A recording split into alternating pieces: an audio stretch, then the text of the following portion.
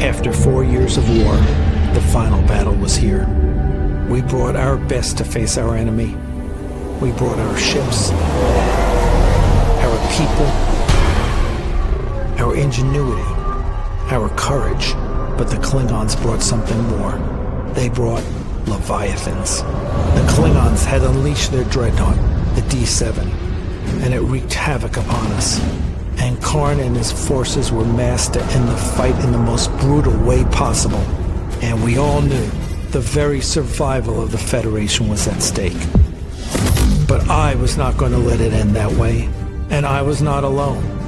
When we have our backs against the wall, when we are outnumbered and outgunned, when the darkness is about to overwhelm us, that is when what it means to be Starfleet really matters. That is when every one of us stood up and said, it ends here.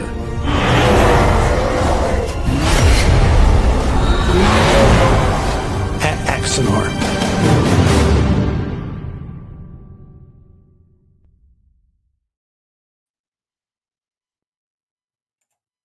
Hello and happy Thanksgiving, Axa-fans!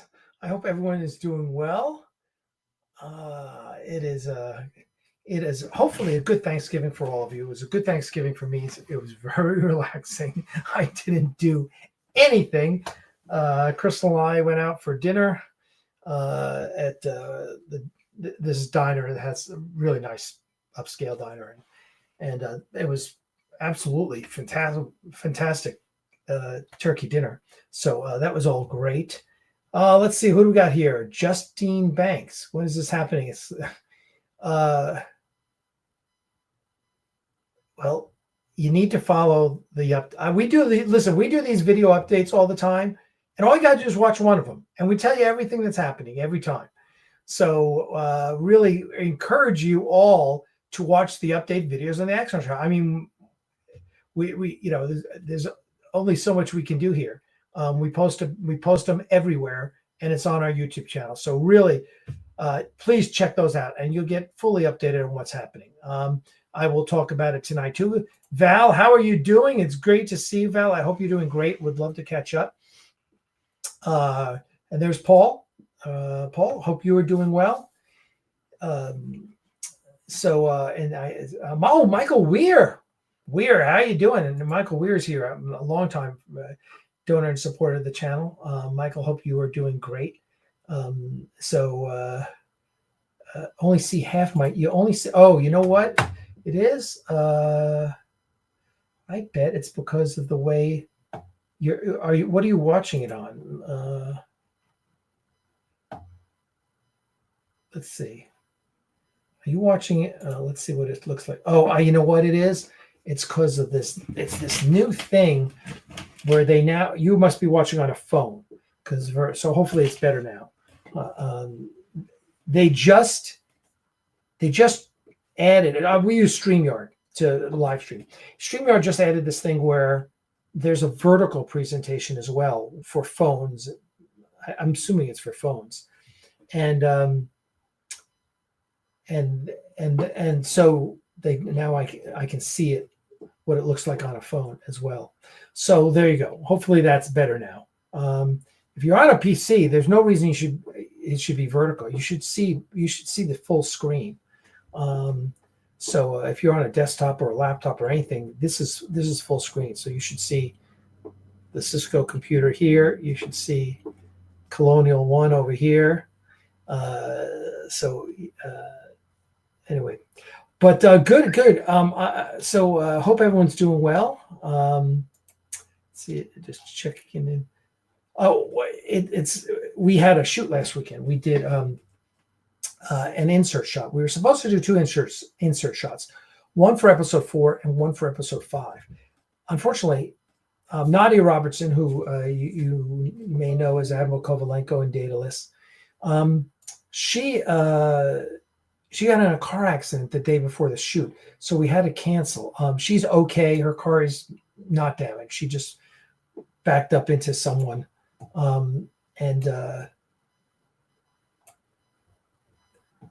So she was just a little shaken, it was not a good time for her. So, which is no problem. We're going to reschedule that for first quarter.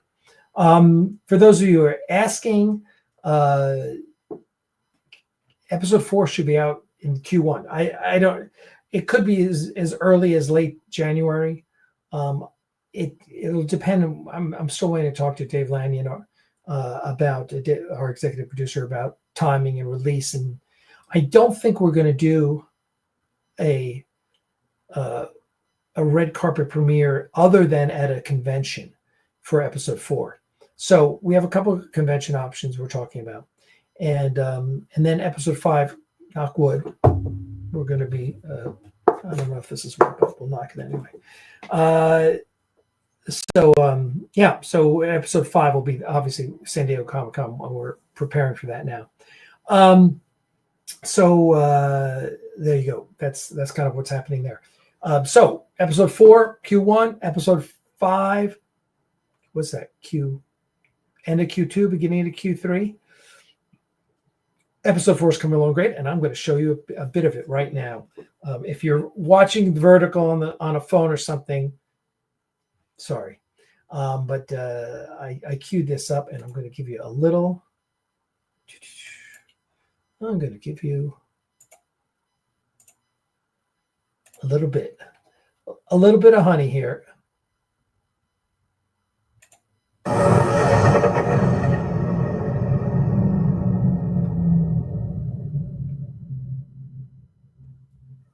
Starfleet was in crisis mode. The new D7s were formidable, and with our Constitution class not yet ready, the gains we had made since launching the Ares class were quickly vanishing. Appointed to take over for the hospitalized Admiral Ramirez, Admiral Threll was the first non-human to head Starfleet Command. All right, there you go. I don't want to give away too much. But there's the first time we've shown a little bit of the scene to online.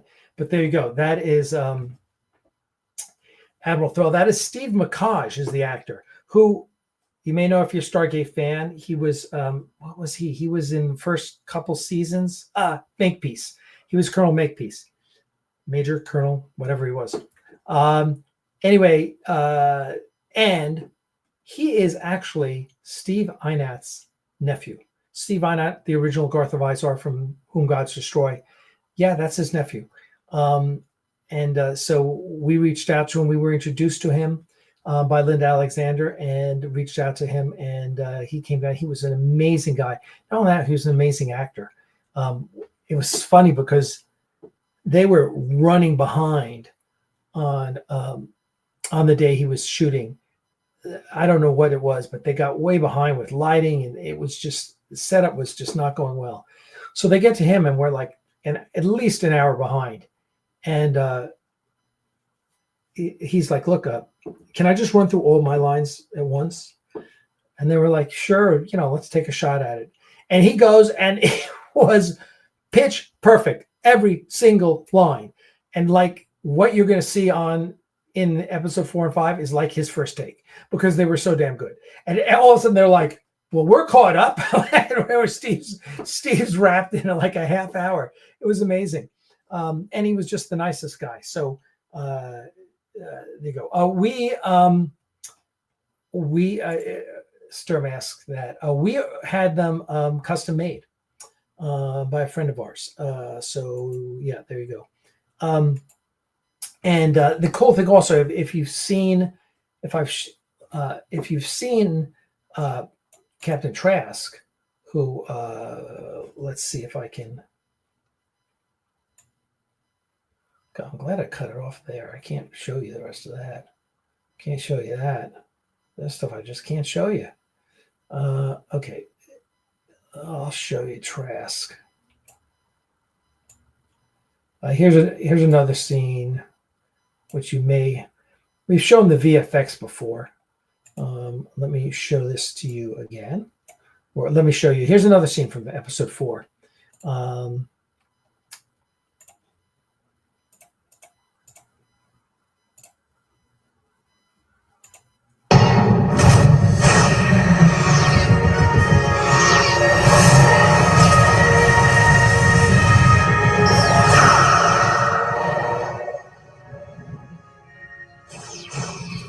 In the 80 years since the foundation of the Federation, Starfleet has evolved from a small exploratory force to a cohesive fighting force.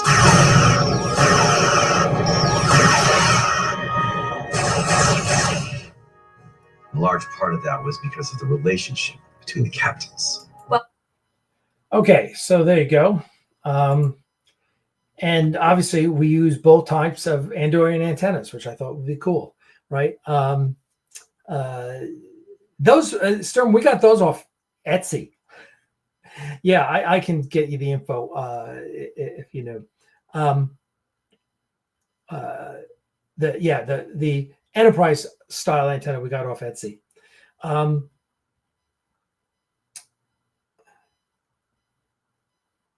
There you go. No, we don't have stranded sun.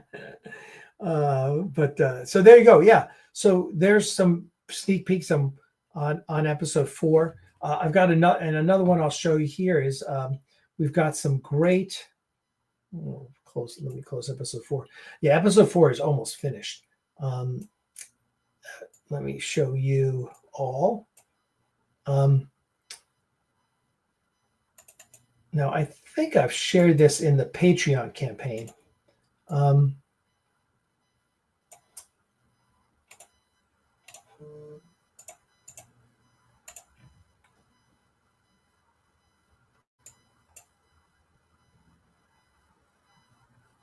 So, yeah. So here's where we love this shot. This shot is great.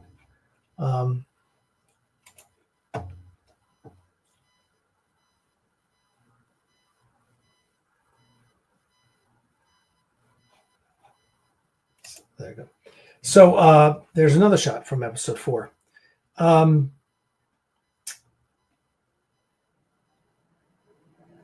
just looking at your comments here. Well, Val, make sure you make sure we talk before then so we can get together and I'll show you the studio. Yeah, so that's there we go. Also, the donor site is up and running. If you're a donor, make sure you go to axanar.com. Go to it says Axanar Donors. It's the first link in the nav bar. Axanar Donors. Go there, sign in, check out what we got there. So that's the other big news. What else? And then tomorrow's Black Friday. I'll be sending out an email about a Black Friday sale on Axanar Donor Store. So in case you're interested in any of the goodies that we have there, they'll all be on sale. Most of them, not the models, but most of the stuff will be on sale. So check it out. Hopefully, I'm going out shopping tomorrow, and I usually don't, not on Black Friday, but excuse me, sorry. So there you go. That's it. That's kind of what's happening in Axaland. Love to know what's happening with you guys. If you have any questions, we've been motoring along. Dana is down to, we only have 2 actors left to composite, and that'll be it. And then we got tactical maps that have to get put in, and then we're done. And so, yeah, there you go. We're on the precipice of having episode 4 done, and it looks great. And I know some of you, I know like Sturm has seen it already. I guess that was last year, wasn't that, Sturm? He saw a rough cut when it was really rough. Now we've got all the actors in, all the compositing except for 2 actors is in. It's looking fantastic. I'm really, really, really happy. The other big news, in case you're interested, we won a big lawsuit last month against Paul Jenkins, our former director, who we fired in May of 2020. And rather than go away like professionals in Hollywood do, he decided to file a fraudulent copyright on the Axanar script, and we took him to court for breach of contract. And he delayed it and ran up hundreds of thousands of dollars of legal bills, most of which he hasn't paid. His first lawyer is suing him for $300,000. And his second lawyer ran up $296,000 in bills in his second lawyer. And then he was on his third lawyer, because each lawyer keeps quitting after a while. They're not getting paid. It's amazing to me that they wait till their bills are $300,000 before firing Paul. And unfortunately, these idiots, they keep doing the dirty work of Paul Jenkins and running up our legal bills. Well, then we get to trial, and his knucklehead lawyer proceeds to just waste everyone's time. He was the worst lawyer. It looked like he'd never been in a court before. Couldn't get his thoughts together, had no idea what the theory of the case was, and just wasted days and days. Literally, we were done in half a day presenting our case. So Monday, we started September 22nd, I believe it was. It was a Monday. Jury selection, jury instructions. The next day, I'm on the stand. My lawyer gets me on the stand for an hour and a half. And then they cross-examined me for 2 full days. None of it had anything to do with the case. They just wanted to waste their time and try and character assassinate me. And their lawyer was so bad, I got in all these things that we were never going to present, but which did not look good for Paul.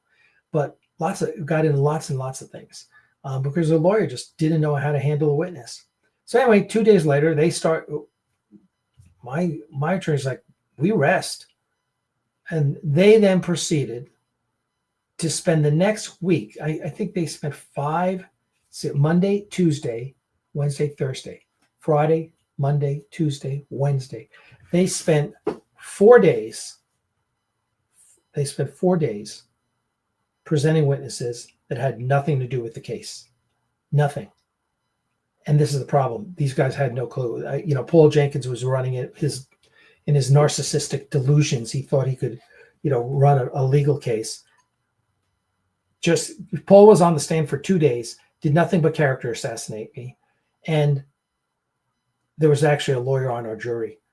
And the lawyer said, all he did was character assassinate you. He said he didn't talk about the case at all. The jurors actually wanted to speak to Dave, my attorney, when the case was over. They came back for us in it was 2 hours. They came back, awarded me $60,000 for the shoot that Paul Jenkins screwed up, and then awarded my attorney $180,000 in legal fees. And then 7 of the jurors asked to talk to Dave afterwards, and they just said, we didn't believe a word Paul Jenkins was saying. And they said, Paul was also photographing. He was also videotaping the proceedings because Paul has it in his brain that he's going to make this documentary about how evil I am. And that pissed off the jury to no end. They told us flat out, they said, oh, yeah, we saw the camera in the back and we heard that he was trying to make a for-profit documentary off of this case. So he stretched it out. Paul and his lawyer stretched out what should have been 3-4 days into 9 days. Wasted everyone's time for 9 days. And the jury wasn't happy about it either. They knew that he was wasting everyone's time. And it was the longest civil jury trial in Forsyth County, Georgia history. And in the end, jury came back in 2 hours. I won, gave my lawyer his attorney's fees, and that was it. So there you go. That was a huge win for us because Paul Jenkins had dragged this out for over 5 years. He kept delaying. I mean, he kept filing motions. We won every single motion his lawyers put out there. And then his lawyer, there's a pre-trial hearing where they get together and they talk about the case, and you have to submit a brief. Their lawyer wasn't prepared, didn't submit the brief. He was just a disaster. And now they're trying to get a new trial, which is a joke. So anyway, there you go. Good guys win. Good guys are now 2-0 in legal cases in Georgia courts against the haters. The first was against Sean O'Halloran, the stalker who physically assaulted me in 2021 at Dragon Con with the help of Paul Jenkins. And I took him to court, got a restraining order against him, and now Paul Jenkins. So, and the great thing is the haters, not a word. They have barely said a word in the month and a half since that trial ended, because I think they're realizing that all the bullshit that Paul Jenkins was feeding them over 5 years. I mean, Paul Jenkins thought he was going to get me arrested for fraud. I mean, what an idiot. He was literally pitching it. And of course, he's raising money. He's grifting all these haters, trying to get money out of him so he can, and then it's embarrassing. But anyway, good guys win. So there you go. Well, now you know about the lawsuit. Yeah, I mean, Dave says I didn't know about the lawsuit, and all right till now. Yeah, well, and Paul's right. He just wanted to make this documentary. He thought he was going to prove Alex an evil guy, and we're going to make that. They were saying we're making the documentary is going to be the next Tiger King. We're going to sell it for millions of dollars. This is the bullshit that Paul was feeding the suckers at the haters group. And we were laughing. We're like, just because you're a narcissist and can't admit the fact that you screwed up, don't blame me, But of course, you had Rob Burnett came in and testified. Rob Burnett was just a joke on the stand. He just pontificated and bloviated like he always does. And after we got back from lunch one day in the middle of his bloviation on the witness stand, and one of the people in the court, I can't say who didn't know who robbed from a hole in the wall, turns to Dave and me because we walk in, we're always there early, and said, "That guy loves hearing himself talk, doesn't he?" Which is a classic. That's like classic Rob Burnett. Yep, that's Rob Burnett there, right there. He thought Rob thought, and Mike Bourne thought they were going to fly in and be star witnesses, and it was just a joke because the case wasn't about making a film. It was about breach of contract, which was open and shut, and they never addressed it. So we also had a defamation claim against Jenkins, and the first day of court, we dropped that claim because we knew it was probably not a winner. Defamation claims are very hard to prove, but more importantly, we knew we were going to win we felt really strong about our breach of contract case, and the defamation was just going to waste everyone's time. And we said, let's not waste everyone's time. And we didn't want it. So we dropped that claim, which pissed off Francis, his lawyer, Paul's lawyer, to no end. They were stymied when they found out that we dropped because if I had a defamation claim, he would bring in all these witnesses saying, "Oh, Alex a bad man, Alex a bad man," right? Well, he had 30 witnesses he wanted to bring in. What an idiot! 30 witnesses on a civil trial, and that's about breach of contract, and their claims were all bullshit. Most of them got thrown out. They couldn't even prove. They didn't even know what they were. It was embarrassing. It was embarrassing to be that lawyer, and the jury just freaking had it with them. So there you go. Thank you all. Yes, thank you on the victory. It was awesome. After 5 years, to finally put the nail in the coffin of that narcissist was just wonderful. And we will have the chance to do it again as we have a hearing in March on his motion for a new trial, which he is never going to get. But hey, you go out and do that. And then I'm sure he'll appeal after that as well. I'm not sure there was a situation that warranted punitive damages. But listen, just the fact that he has to pay for my lawyer, that's huge, right? Because, he's a deadbeat. He's never going to, and we're going to garnish his Marvel salary. We'll see, whatever, what other comic book companies he's doing, work for will all be getting letters from us. So, and the collection efforts start immediately. So, anyway, you don't want to hear about that. Troy, hey, Troy, thank you. Yeah, I agree. We agree. I have the nicest, most decent guy as a lawyer, Dave Messer. Here, we'll show you. And I've got, whoops. I've got, although I don't have a photo of Dave Messer, I do have the next best thing.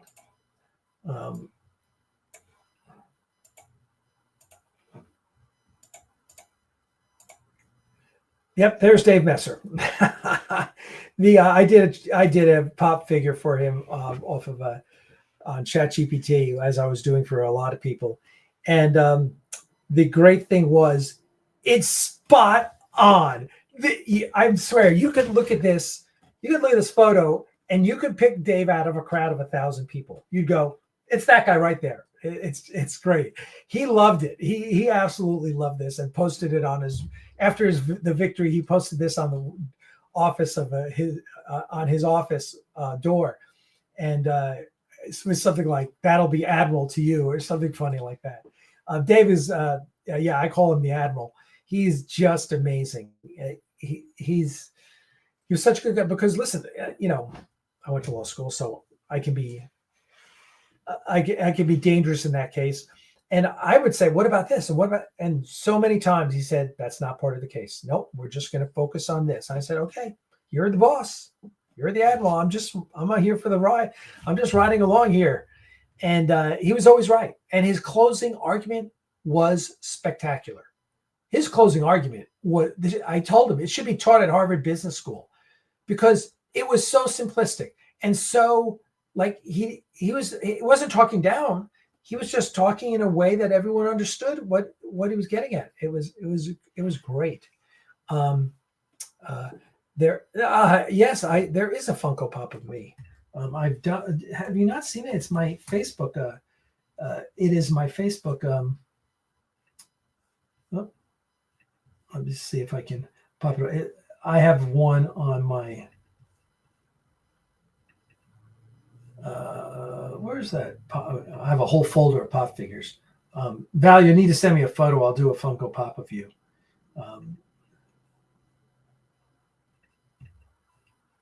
Here's Nice thing about once you learn how to use AirDrop on Macs.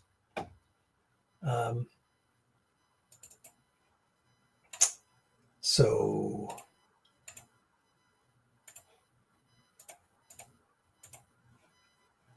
There's my Funko Pop. This has to be, it was so spot on. It was just insane. I sent ChatGPT a photo of me dressed in the Garth costume, because it fits perfectly. And this is what they came up with. I was just like, brilliant, freaking brilliant.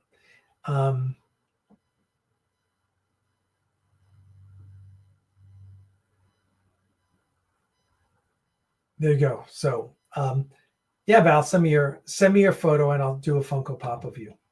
There you go. What? I need to figure out a way to put that photo in.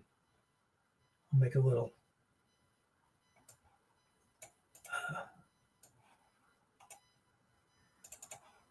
Anyway, any questions? Does anyone have any questions that you'd like to ask? And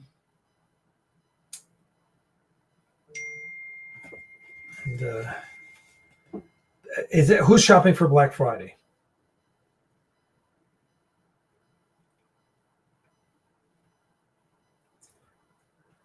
I know I am.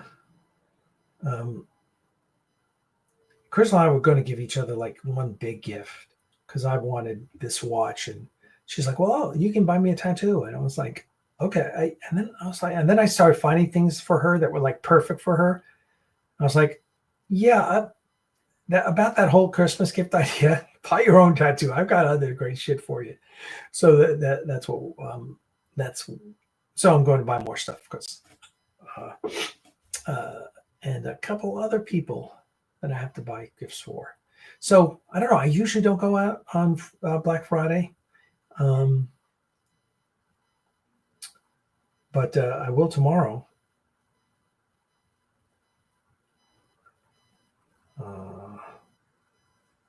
There you go. Mark Patterson asks, what happened to the Axanar script for sale? And will it? Yeah, I was working on it today. Absolutely. The audio drama, we've got a call scheduled with Matthew, who's the producer on that. The script, I'm literally trying to finish it off this weekend and get it to the printer. Listen, my bad. I've delayed that way too long. Part of it is trying to make it perfect. But yes, so absolutely, I'm on it. Mark, feel free to send me an email, alec@axanar.com, and I'll fill you in on any details on that. Okay. Oh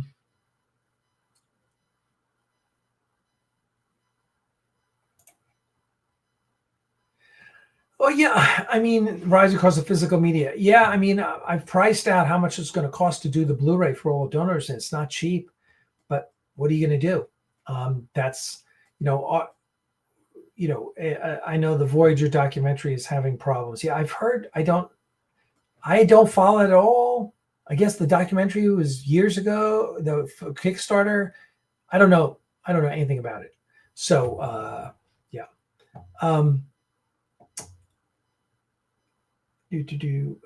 Wait for Cyber Monday. Yeah, I can't blame you there. But that great question, Mark, and feel free to send me an email. I gotta make sure I stay centered here, don't I? For the vertical. That's why they have I was like, I don't need to see what the vertical is like. Now I do. Now I see where the vertical is. So I need to stay centered in the screen. What other question? Any other questions anyone have that I can give you? We can I'm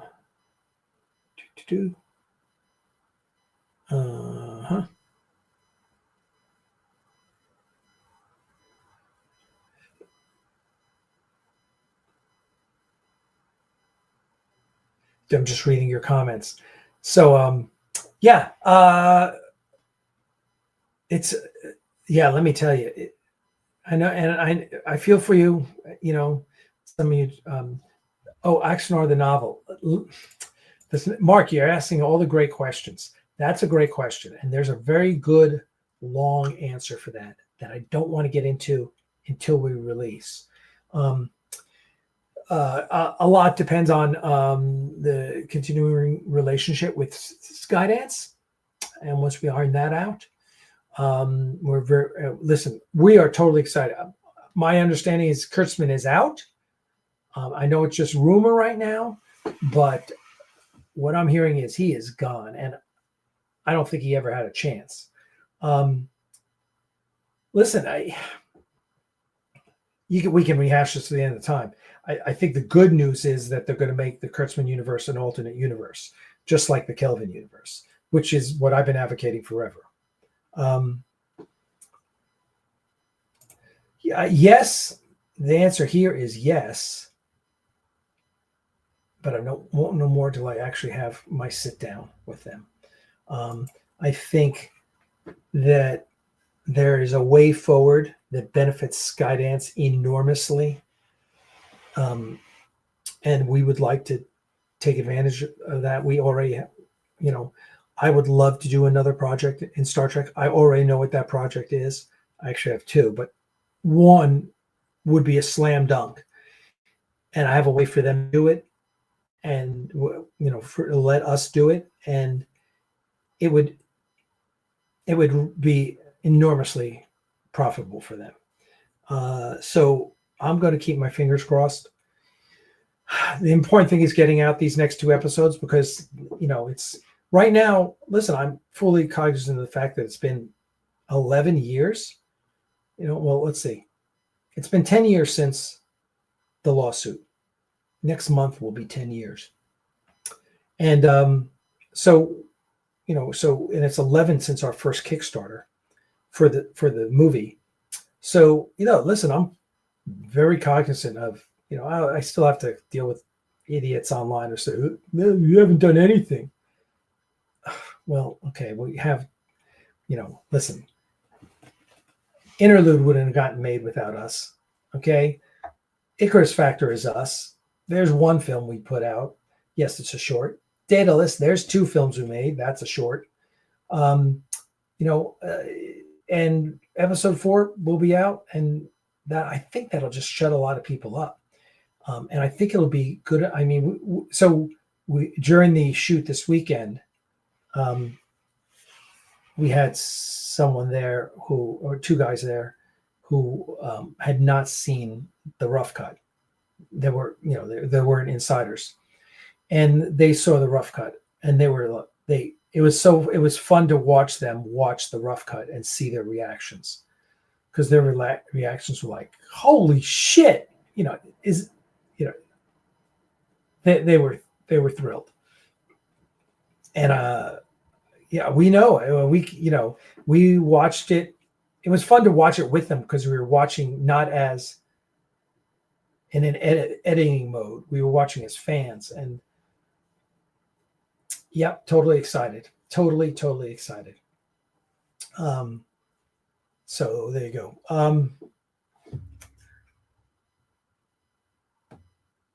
I don't know if you're Tanya, if you're referring to me. I do respond to Facebook comments. It depends where they are. YouTube comments I'll try and respond to when I can.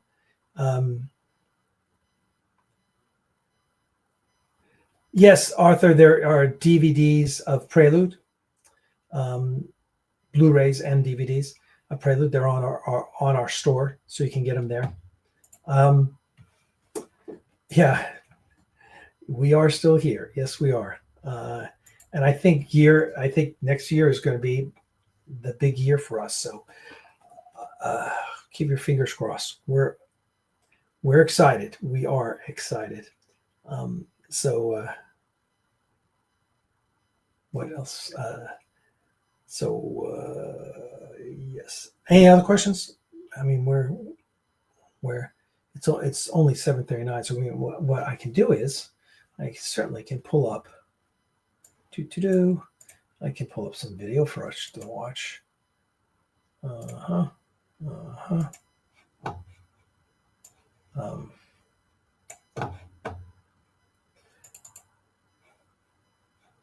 my gosh. And I tell you, let's see what we got here.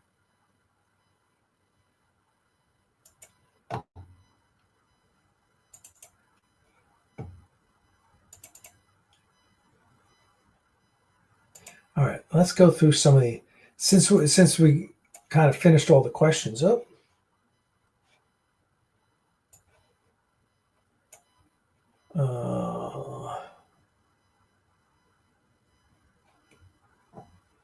How about we go through some videos? All right, let's watch some video.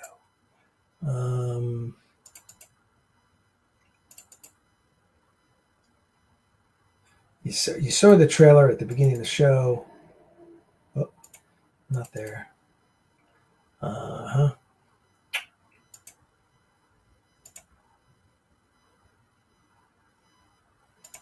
Okay, it's not in there. We just find out what we got.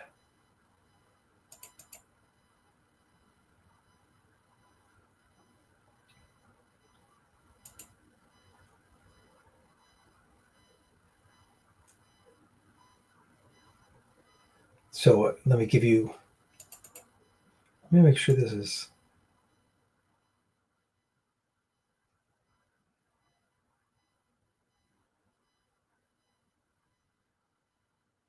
Okay, well, let's watch this. Why don't we watch? I'm going to put up Daedalus, and then we'll watch Icarus Maneuver, and then we'll watch one other. I'll dig a couple out.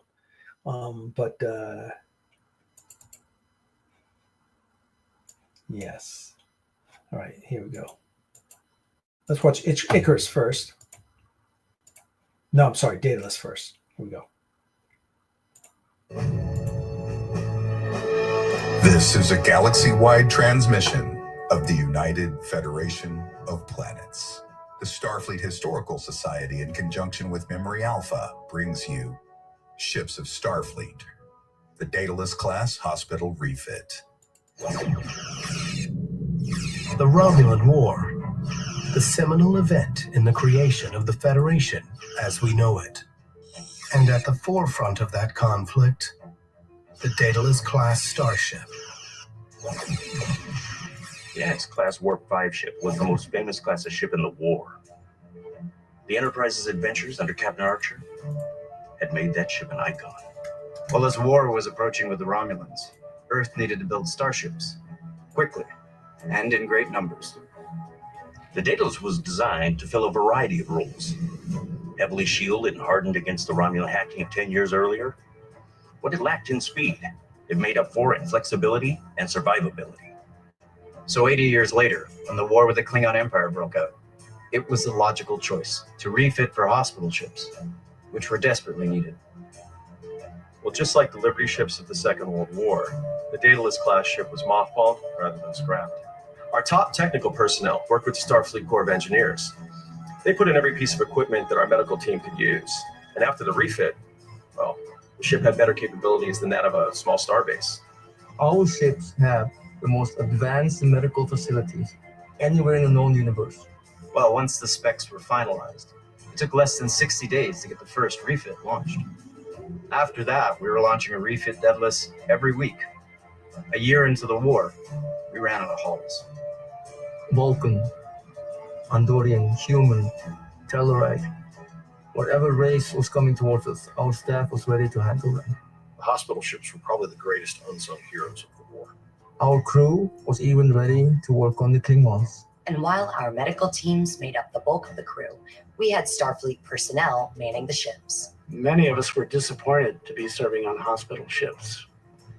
We wanted to be on the front lines, serving as the tip of the spear. And by Axanar, our crews didn't just sit back and wait to receive casualties. So we dove right in to everything but the fiercest parts of the battle, beaming out casualties and saving the lives of thousands of crew members that otherwise would have been lost.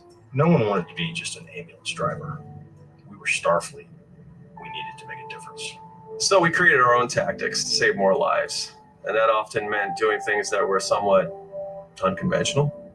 We did a lot of things those ships were never supposed to be able to do, but it was about saving lives. By the end of the war, over 100,000 Starfleet crew and Federation citizens have been treated on a Daedalus-class hospital ship. Between the lives the hospital ships saved and the dedication of the Starfleet crews, the revitalization of the Daedalus class became as important to the war effort as the introduction of the Ares class. And so, the hospital ship USS Lanyon took its place next to the USS Daedalus and the NX-01 Enterprise at the Starfleet Museum. Not all the legends that war created were warriors.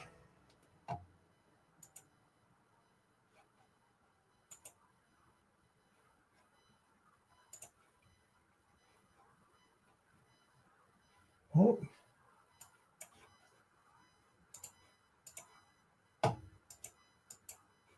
Okay. Oh, there we go. All right. Yeah, and that's Paul Osborne, who you see up there as Stern von Ulk. He did a great job. He did a really good job. Really good job. Oh, yeah, you know what? We haven't seen this in a while. These guys did a phenomenal. Now, this is not Axanar, but I just love sharing this video. Let's see.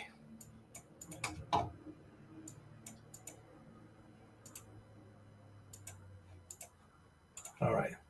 Let's share. This is a trailer for Squadron from the Czech Republic, which is a couple years old, but these guys just did such wonderful, wonderful stuff.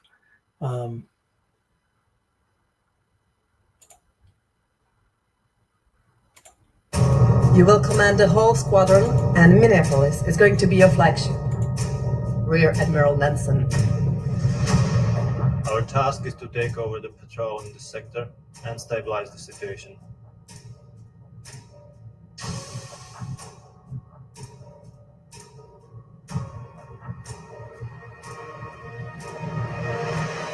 When a chieftain is fighting in his own territory,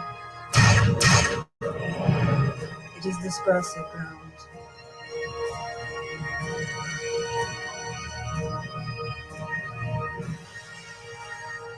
Ground on which we can only be saved from destruction by fighting without delay, is desperate ground. On desperate ground, fight.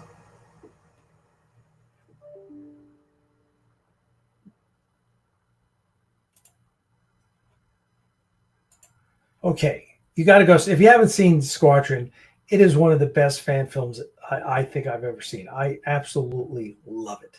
So definitely go check that out. Chris Leia's Daedalus short. No, I haven't. Is it because Chris did all the VFX for Daedalus? So no, I will have to check it out.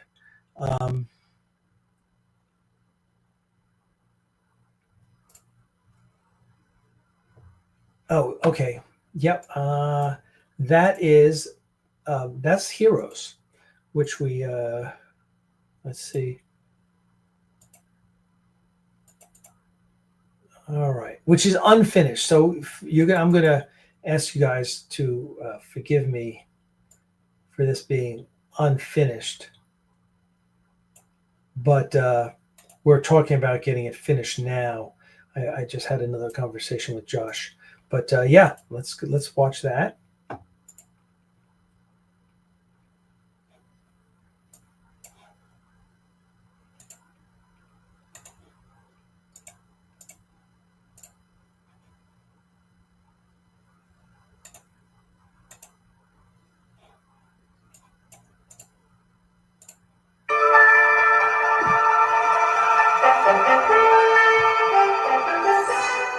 You're saying Starfleet buried the whole thing? Other than the three of us and Donald Corey, no one outside the Admiralty knows a thing. Logical. Is it? Of what benefit is there to Starfleet, the Federation, or even Captain Garth himself, if the events after his accident were made public, Doctor? We all need heroes. No. It is purely an emotional need.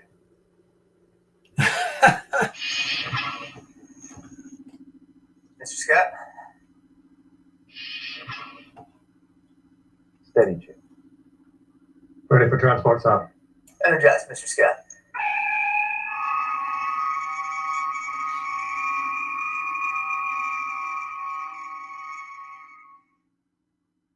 Captain Garth, welcome to the Enterprise. Thank you, Captain. Dr. Corey sends his regrets. It seems closing the facility takes most of his time these days. My first officer, Mr. Spock. My chief medical officer, Dr. McCoy.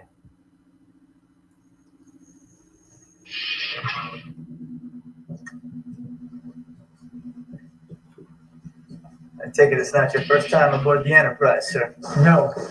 Bob couldn't help but show off after he first took her out. I am the Enterprise's third captain. We've made some big changes since Commodore April was your captain.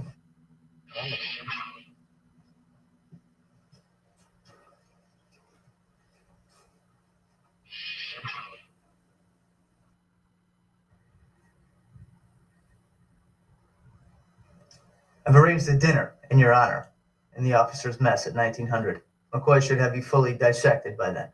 It's been quite a while since I've socialized with Starfleet. Not sure I'd know what to say. Say what's on your mind. Not sure anyone has that kind of time. It's just my senior staff. And we will be the ones honored by your presence. Sir. Captain. Till then.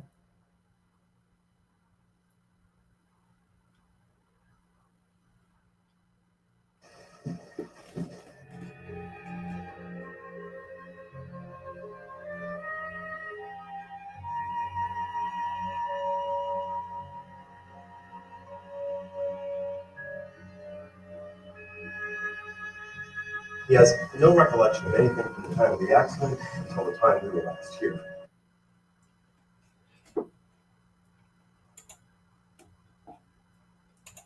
All right.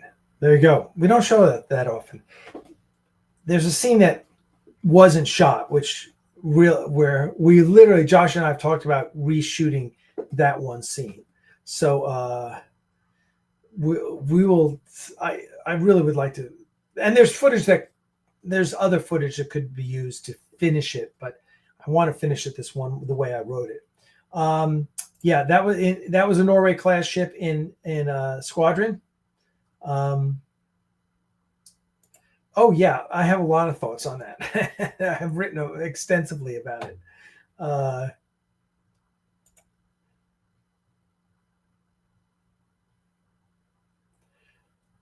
I don't spend much time, but I do wherever I find it. Matter of fact, I thought the effects on the new Farragut film were really, really good. I was really impressed with the work on that ship. You know, yeah. So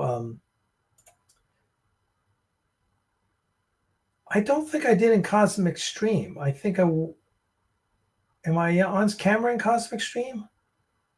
Yeah, but I think the only time I've worn that has been in Heroes. Hey, Wright. Thank you. Happy Thanksgiving to you, Wright. Yeah, thank you. Much love to you and your family. So yeah, there you go. Let me see now if I have Icarus in a form that I can share it with you guys.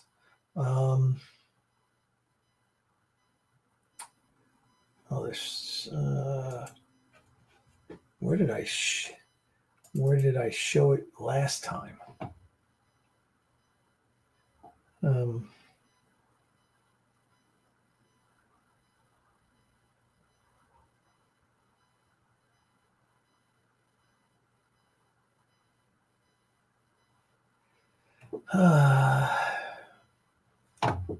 I don't know if it's, let's see, videos. Let's see.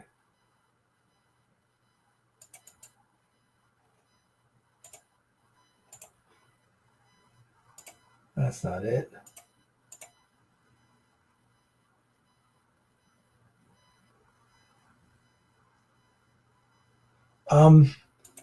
What did I show it off of?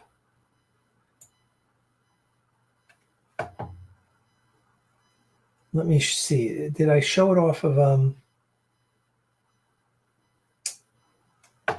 maybe I showed it off the website last time. I don't know if I can do that. Let's see if I can do that. Because I know we have it on the website. Oh, and it should be.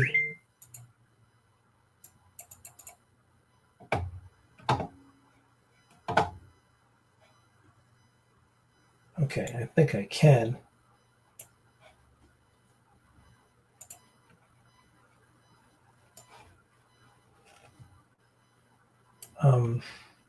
Wait a second. Let me see if I have it on. I gotta have Icarus on our YouTube channel. I know I had to take it down because of you know who.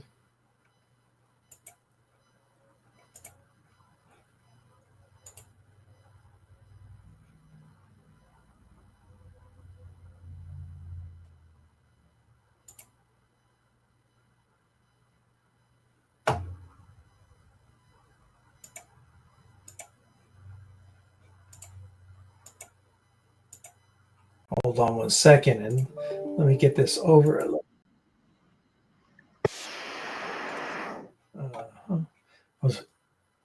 Okay, here we go. Oh, I took it down.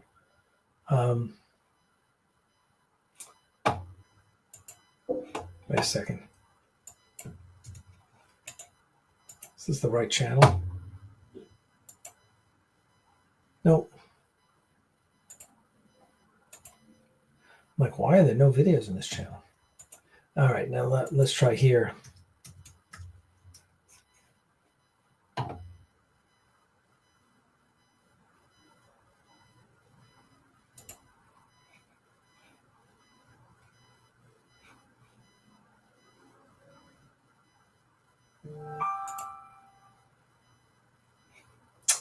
Oh no. Sadly, CBS, of course, filed a strike against it. Those bastards. So I'm trying to look for it for you guys. Let me read what you.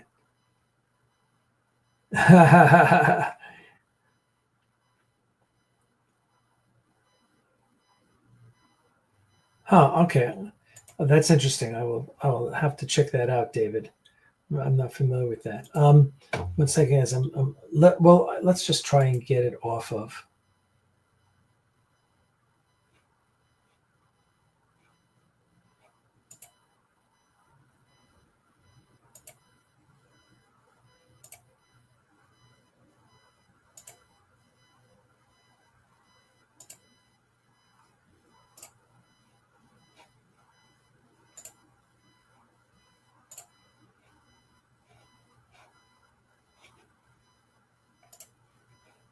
All right, I think I got it here.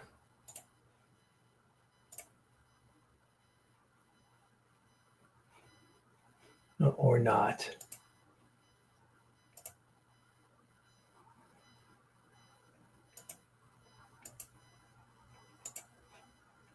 Let's see if this is going to do it. Nope, that's not.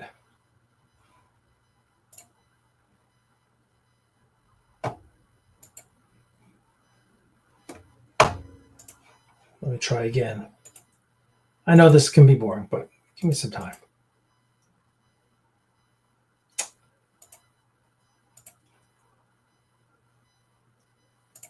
All right, now let's see if I pop that up.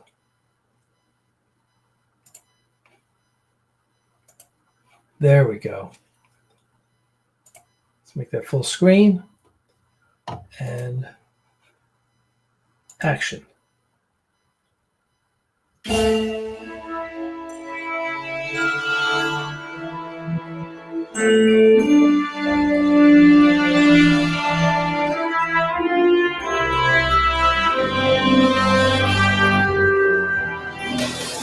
It was stardate 2244.8.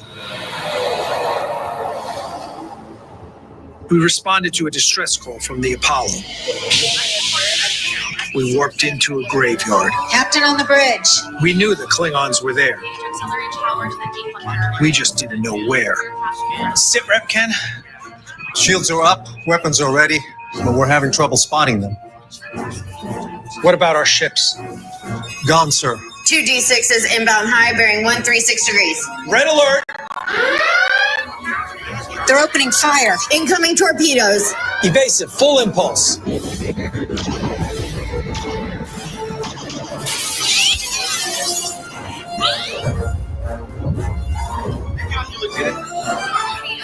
Inertial dampeners down.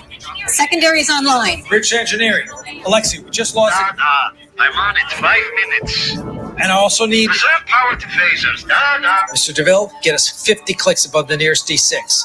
Icarus maneuver on my mark. Z plus 50 clicks. Aye, sir.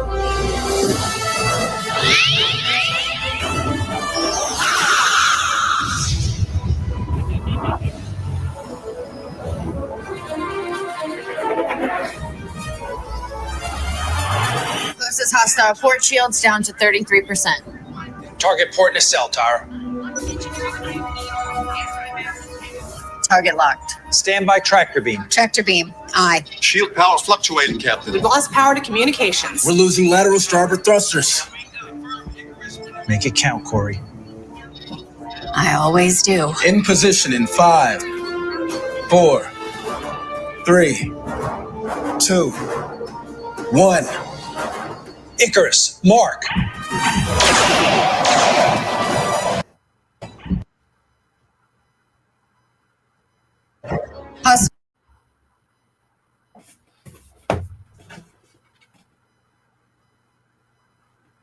Those port shields now at 17%.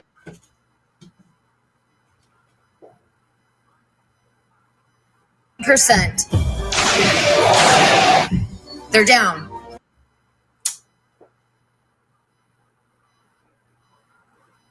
Fire phasers.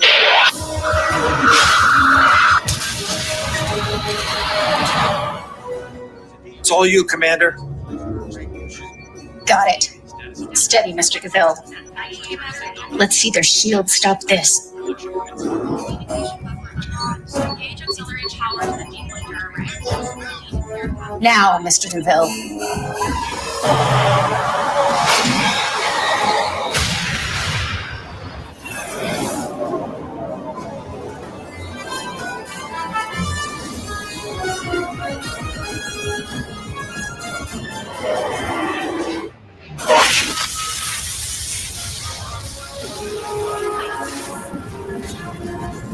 Scratch 1d6. Status on the other ship. Second ship is coming about. Wait. The plasma's igniting.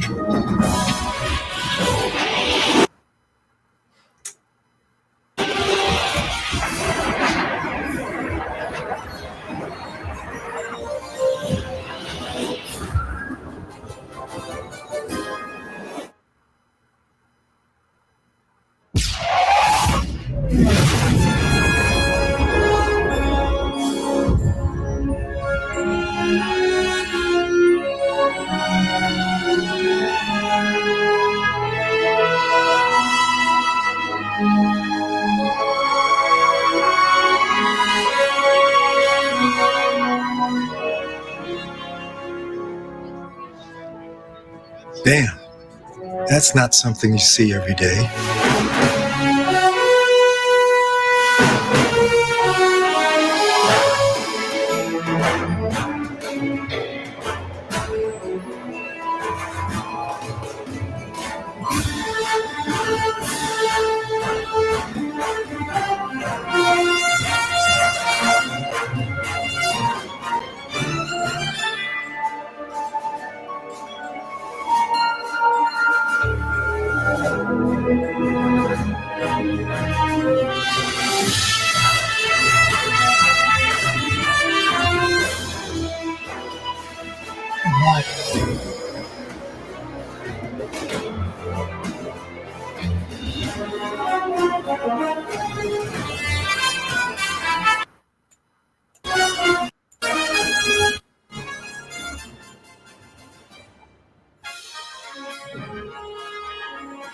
It was a fun shoot.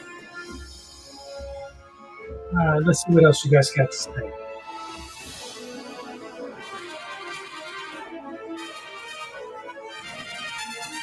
Why are we streaming in portrait mode? Well, we're streaming both in landscape and portrait mode, so it's how you've got it set on your end. StreamYard now streams in both styles, both formats. So you should be getting it in landscape. If you're on a PC or a tablet, you should be getting it in landscape. The other format is just for your phone. And I'm not sure why you would be getting it, David, if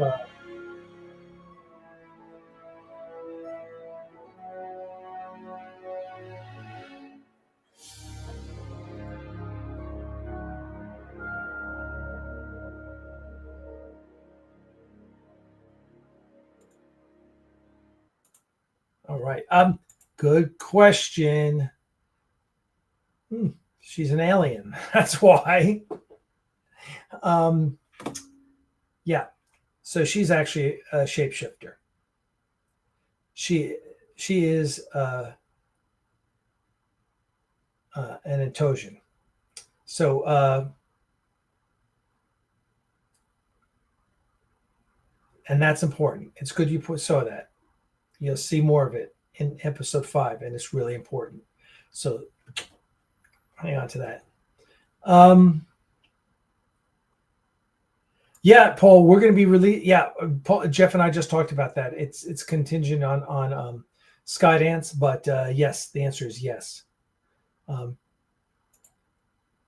That should be based on. Listen, this is the first time we've broadcast in both formats because StreamYard just introduced it. But if you're on, you should be able to change whether it's vertical or horizontal, whether it's portrait or landscape on your end, because we're broadcasting in both. And if I go to my YouTube channel, let's see. Let me see.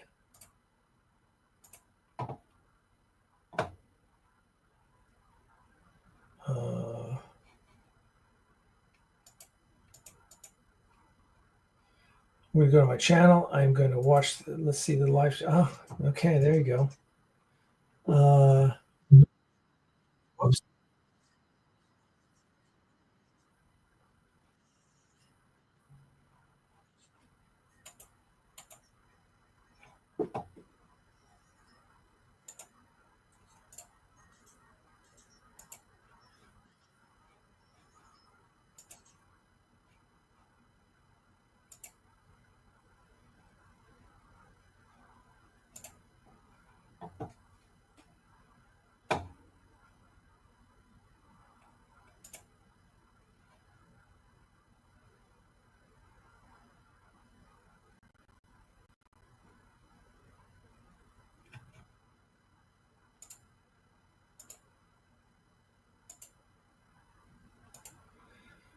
Okay, so I don't so yeah, it's showing on vertical on mine as well. And I'm not sure. Has anyone been able to change it to landscape on their YouTube if you're watching it on YouTube? Landscape is wide, portrait is narrow.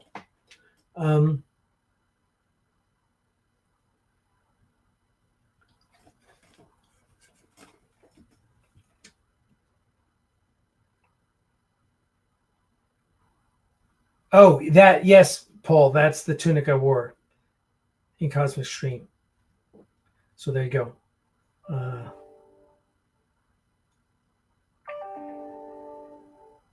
So yes, yes, it's portrait on YouTube. I don't know how to change that.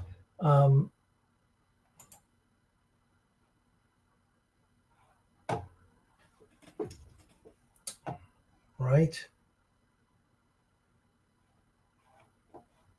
Let's see if I can change it. I'm gonna have to do some research on here on StreamYards because I don't know.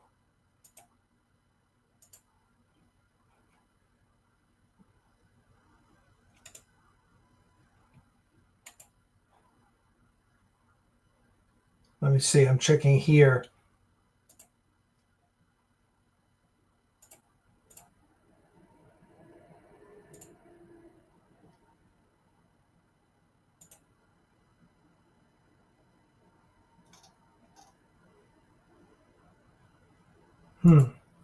Yeah, I don't know. I'm gonna have to check. I just won't stream in the vertical format next time, unless I can figure out why it's doing right. I thought it was just for the phone, but I guess it's. So let me check it and get back to you guys. But anyway, we're over time here, so let me get going. Let you guys go.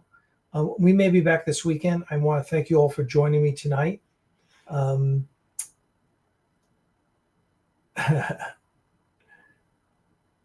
yeah, if any of you guys figured out, I'll talk to Chris Weave too, because he's. I don't know if he's used this alternate format as well.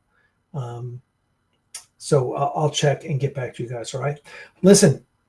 Thank you all for coming out, my friends. I appreciate it. I hope you guys have a great rest of your Thanksgiving, and enjoy Black Friday tomorrow.